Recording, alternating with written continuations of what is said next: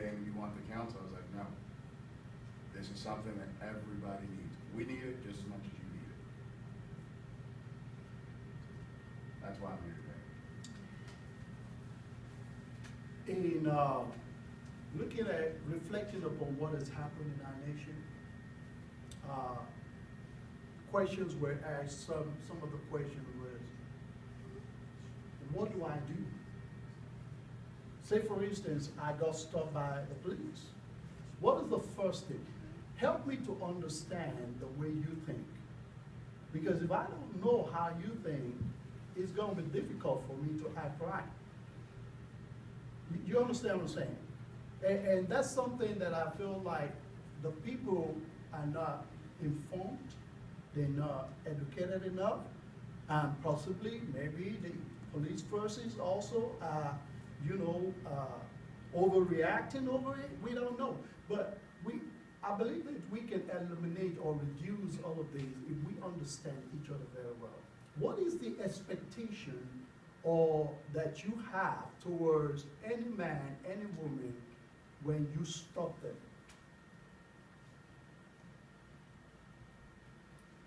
For me, it's everybody wants to go home. That's number one. When you leave your house in the morning, you expect to return to your house every day. Yes.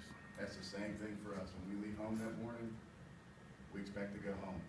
And the best thing is understanding that, compassionate, of complying, just understanding. You gotta understand when, on a traffic stop, when I walk up to your car, I might think you might have a problem. But I have to have the compassion of knowing you can be just as well as a good person. So when I walk up, as nervous as you are, I have that same nervousness because we both want to go home. So if we both comply with one another, it shouldn't be a problem.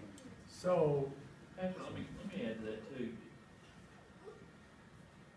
You ask, what can you expect when you're pulled over by the police? You can't expect anything. Just like the police can't expect anything, or can't expect anything. You're going to encounter officers that have good attitudes.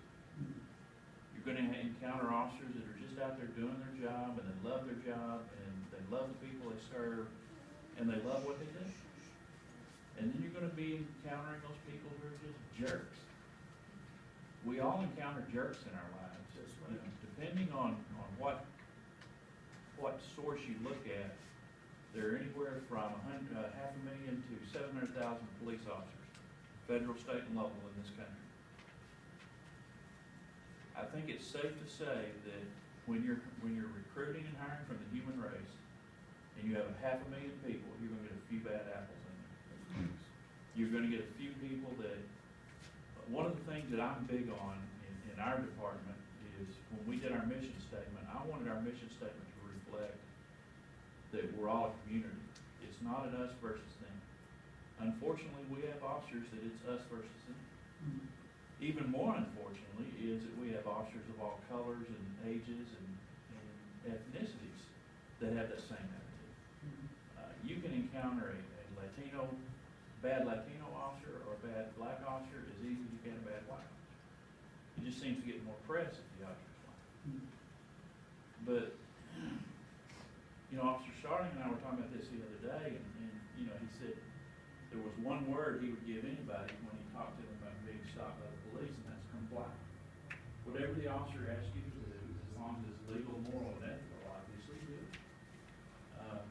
People get into this thing, and rightfully so. Our job is to safeguard people's constitutional rights. And everybody who watches Law and Order and Perry Mason and everything else on TV knows their constitutional rights.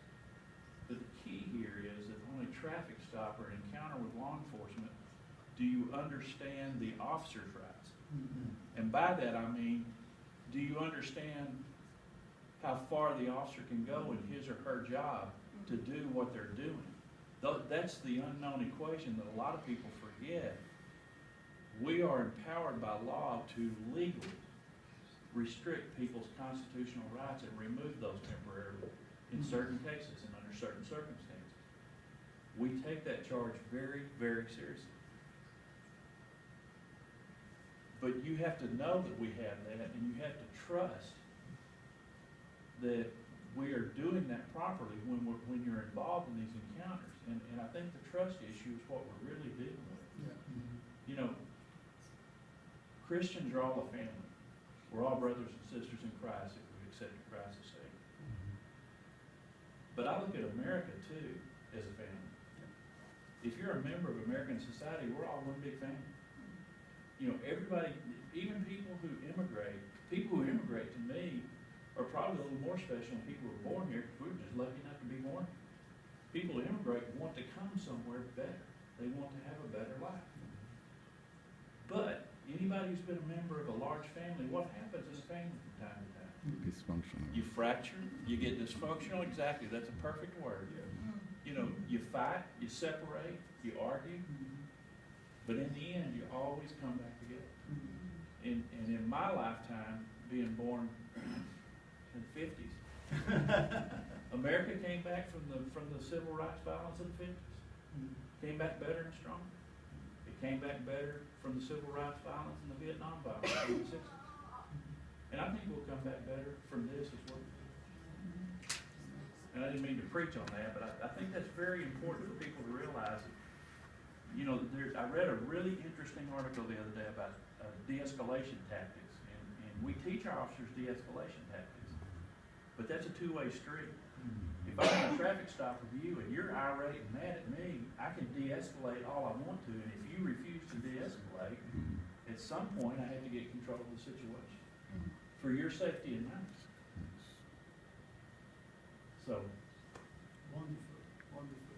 That, from what I heard,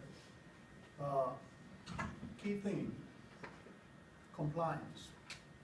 Compliance. When we get stuck, we need to comply. Whether you're right or wrong, listen to what the officer says. It says your hands in the air, do so. And I feel one of the things that we've seen is that it appears to be the lack of compliance that have triggered into, in the first situation that we witnessed. And then there was a struggle, a tussle, and then resulted to that. In the second video that circulated on the internet was, we saw that the individual, we heard, we didn't see, we heard the individual was trying to comply.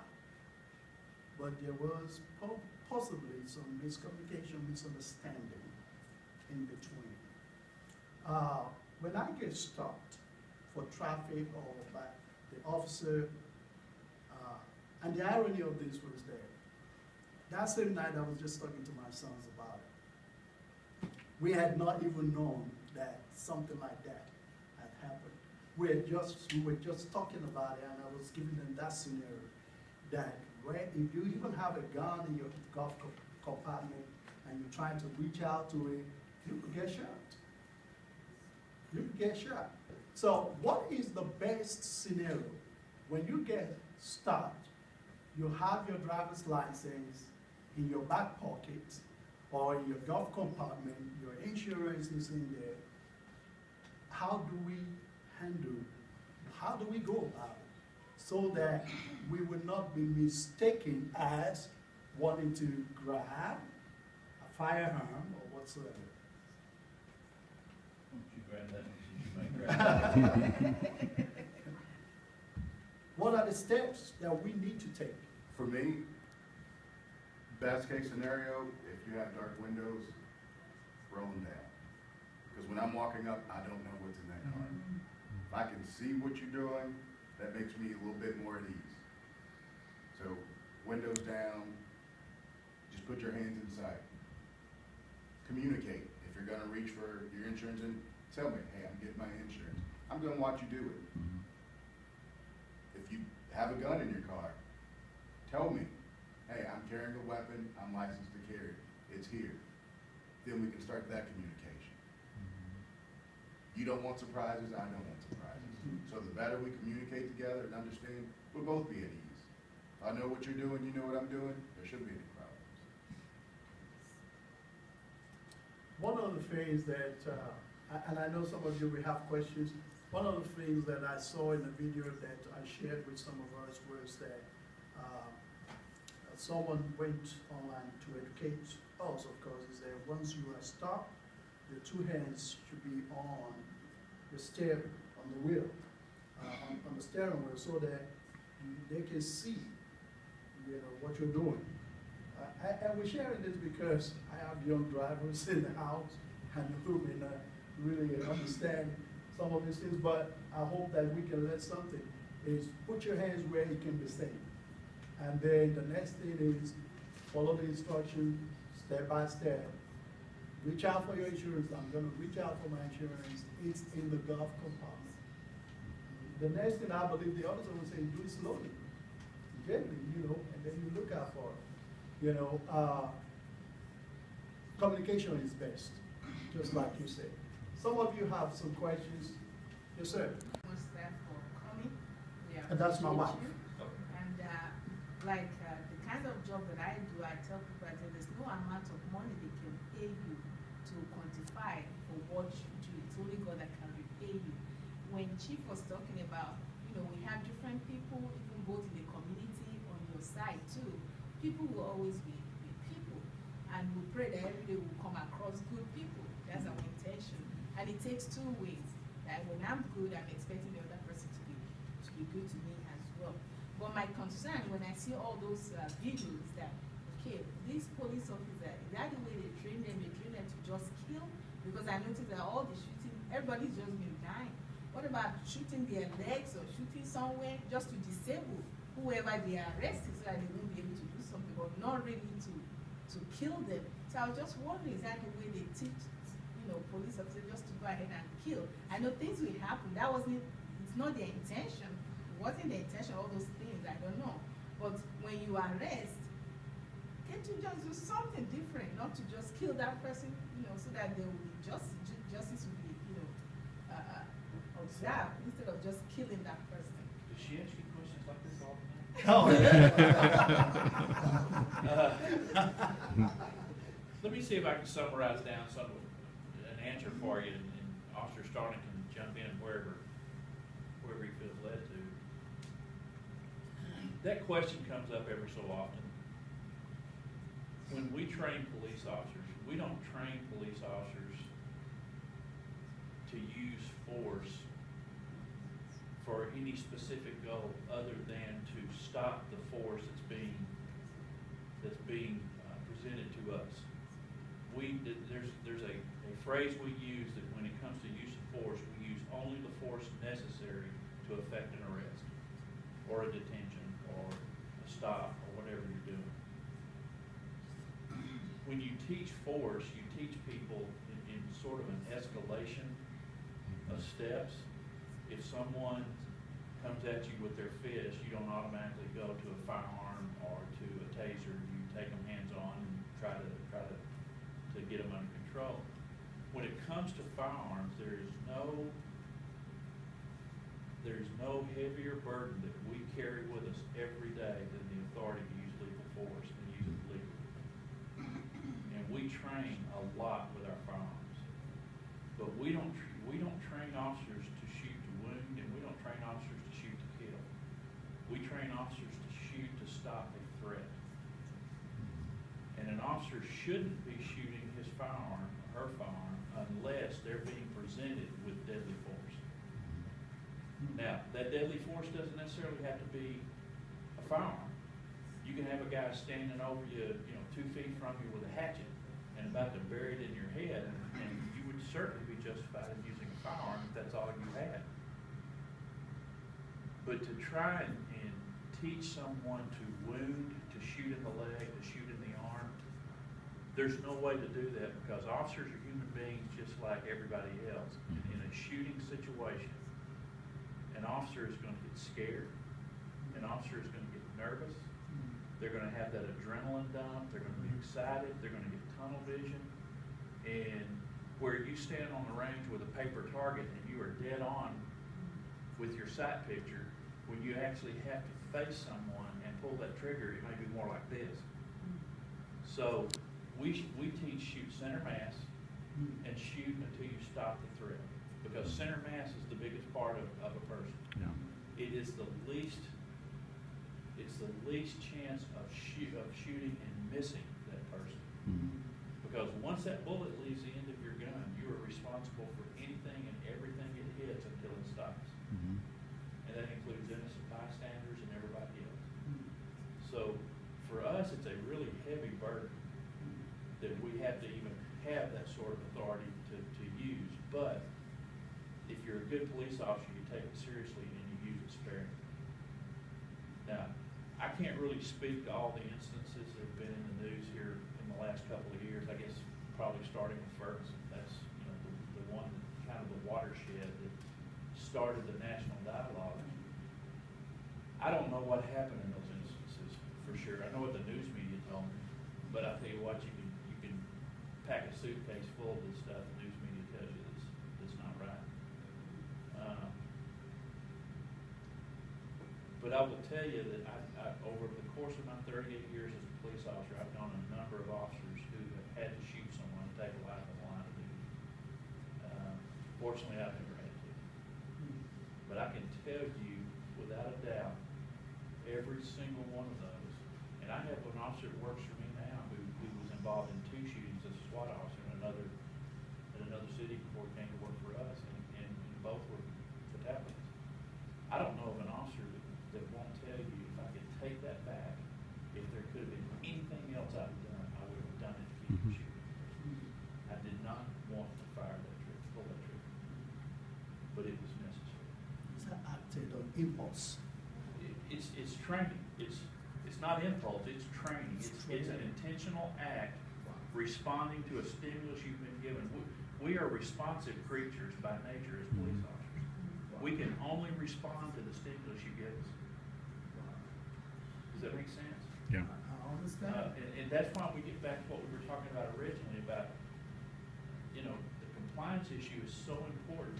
Yes, you know your rights. We also know your rights, but we know our rights. How And to we lead know them how far to straight. go. Yeah. I don't wanna go too far, because if I go too far, you're gonna sue me and you're gonna take my retirement. I don't want you to do that. You know, we're also a nation of lawyers as well as everything else in America, so, you know, it's an important thing for us to be able to have these dialogues and help people to understand that part of our job, because it's a very hard job. Yeah.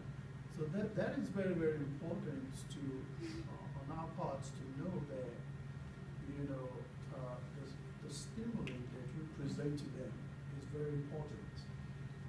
It's very important that we don't trigger anything that will cause them to act otherwise, you know. So we have to be in compliance and also be of our best behaviors. Amen? Amen. Any other questions? I want to say that you also got to think about the perception of things. You got to think of, you don't want to be perceived as evil. You might not be evil, but you don't want your actions to be perceived as evil. So just keep that in the back of your mind, because I don't know who you are. I want to believe you're a good person, but say you do have a gun and you want to show me that you have a gun, but you reach for it. You might be doing something perfectly fine in your head, but my perception of you're going for a gun. So just think about everything you do, just that communication. What am I going to perceive that you're doing? How are you coming off? Because none of us, I've never been trained to kill anybody. I've been trained to defend you, myself, and make sure everybody goes home. So if it gets to that point, that's what we do. But the intent is never to kill you. The issue of perception, I may be, like you said, I may be trying to comply with your order, but your perception may give you, may be that I'm trying to do otherwise. That I don't have any control over your perception, however.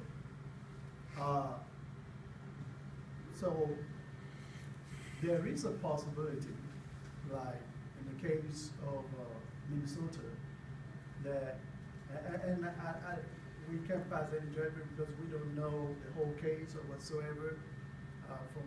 From what we gathered was that he was trying to reach, and so the officer's perception was the fact that he's trying to get his gun to shoot him, possibly. That's why he shot. How, the danger and the evil we run into is that I have no control over how you perceive me. I can do everything possible, and I think this is the frustration of many people today, is that I can do everything that I know to do, and yet still be perceived wrongly or incorrectly. You know what I'm saying? So, and I think that's the frustration, that I'm doing everything I know to do to comply. But how you perceive me also is also very important. So this education is two-way. It's a two-way cord right here that, you know, we need to be enlightened. Likewise, the officers also need to possibly, I know there's tension everywhere. We probably need to go a little bit. Is it fair enough to ask for that? That let the adrenaline go down a little bit, especially when we are approaching one another. We want to be engaged. We want to be. I mean, I can say, oh, officer, you know, I want to shake hands with you, and something else happens, and you know, you would perceive that I'm trying to go for your gun, but naturally not. The little child may be just playing around and say, you know, anything could just happen with everybody. So God help us.